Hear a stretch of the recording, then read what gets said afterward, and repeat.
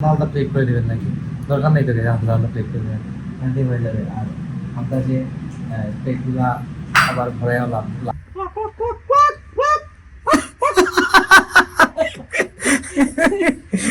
মা কিভাবে মুরগের ডাক দিতেছেন দেখছেন? তার জন্য আসছে বাসায়, নাহলে কিন্তু এখন আসতো না। মাইন্ডে হ্যাঁ আমার বাড়িতে নেই, আমার আসবে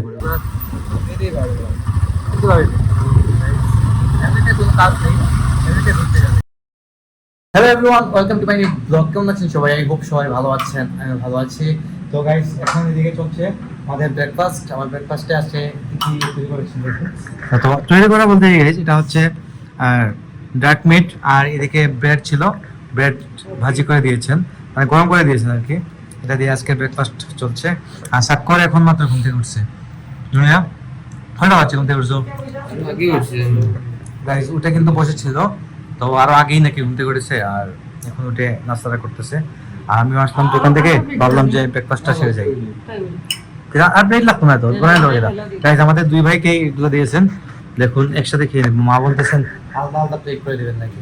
দরকার নেই তো আলাদা আলাদা প্লেট করে দেবেন, হ্যান্ডি হয়ে যাবে। আর আপনার যে প্লেটগুলা আবার ভরে লাভ নেই। ব্রেড খাই কিছুটা, একটু ব্রেডের সাথে ডাকের যে ঝুলটা আছে ঝুল দিয়ে, আর যদি খেতে কিন্তু মজা লাগে। এটা গরম করতে হবে মিট আগে করতে হবে না গাইস। হ্যাঁ গাইস, মাংসটা একটু ঠান্ডা হয়ে গেছে আর কিছু না, তো সকালের মধ্যে গরম করা হয়েছিল।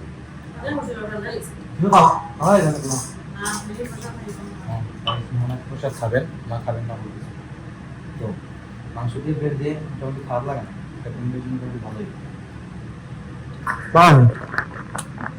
না একটু খাইছে বাজার আপনার গাইস, বাইরের জিনিস খাওয়াটা ঠিক হবে না, এমনিতে আনহেলদি খাবার এগুলা। তো এগুলো যে প্রপার যে হেলদি খাবার তা কিন্তু না, এটার মধ্যেও কিন্তু ভেজাল আছে। তোমার দেওয়া গাইস ব্রেডের মধ্যে। তুমি সকালে কি খাও ব্রেকফাস্ট? সকালে তো কিছু না, শুই না। ব্রেকফাস্ট তো সকাল 4টার সময় কি বানানি? কফি খাই কফি খাইয়া তো 12টা থেকে না বাইরে আসবে, 12টা থেকে। আর সকালে আমি ব্রেকফাস্ট খেতে দেয়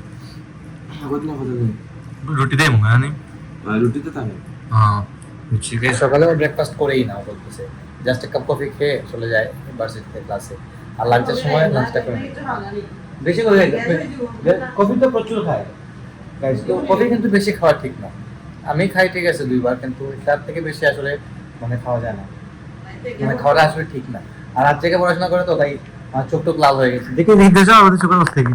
ভালো। হ্যাঁ আমার ভালো আছে মানে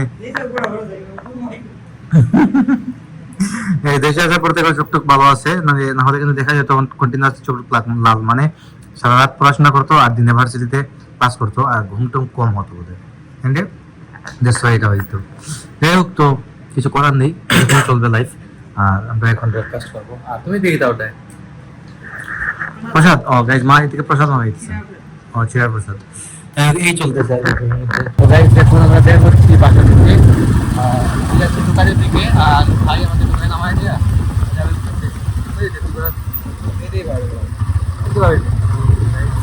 এমনিতে কোনো কাজ নেই, এমনিতে ঘুরতে যাবে।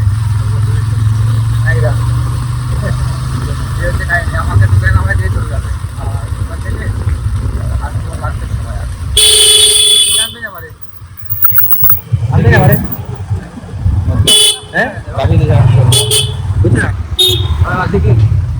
আমাকে নিয়ে আসবে বলতেছে, দেখা যাক নিয়ে আসে কিনা। তো গাইস এদিকে মা যেন কি করতেছেন, কিনা মুরগি শব্দ দিয়ে করো।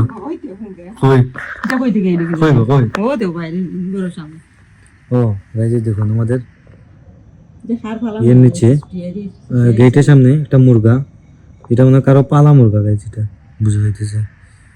এখানে দাঁড়াই আছে, আমি বাসায় ঢোকার সময় দেখছিলাম। সুন্দর হয়ে গেছে এদিকে অলরেডি। বাসা পান্না মনে কোন আনতে ছুটি হয়েছে না নি? দেখো না তুমি ডাকা আগে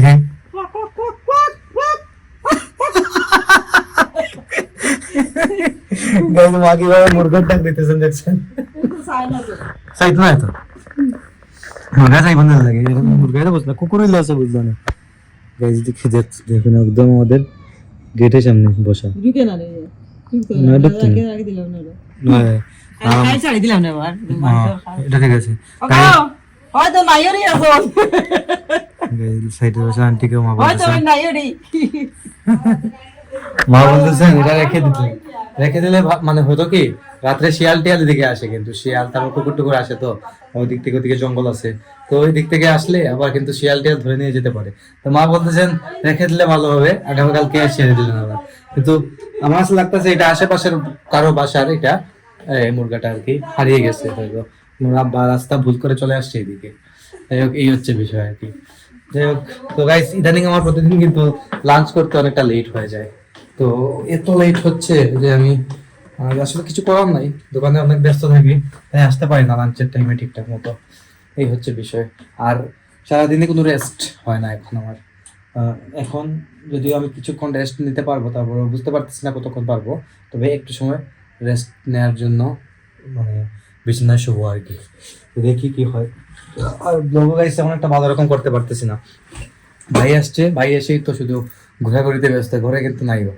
মধ্যপুরে এসেছিল মা বলতেছেন লাঞ্চটা করে আবার বেরিয়ে গেছে এই হচ্ছে ওর লাইফস্টাইল এখন চলতেছে 1 মাস আছে বাসায় 1 মাস এমনই করবে জানি সারাদিন ঘুরবে বিকালে কিছুক্ষণ বাসায় থাকবে রাতে আবার বের হবে ঘোরাঘুরি করবে আবার চলে আসবে এই হচ্ছে ওর রুটিন কারণ পড়াশোনা কিছু নাই তো কাজকাম কিছু নাই এই হচ্ছে বিষয় আর কিছু না ভাই এদিকে দেখুন শাক করে চলে এসেছে চা খাওয়ার জন্য আসছে বাসায় নাহলে কিন্তু এখন আসতো না মাইন্ডে তাই না হ্যাঁ ভাই তুমি আবার আসবে গাইস ও চা খাওয়ার জন্য আসছে আর পরে বের হবে আর আমিও কাপ কফি নিয়ে নিলাম যদিও গাইস লাঞ্চ কিছুক্ষণ আগে করছি কফি তো সন্ধ্যার সময় নিতেই হবে এদিকে মা আছেন এটা চা খাই নিব তোর কবে খাও না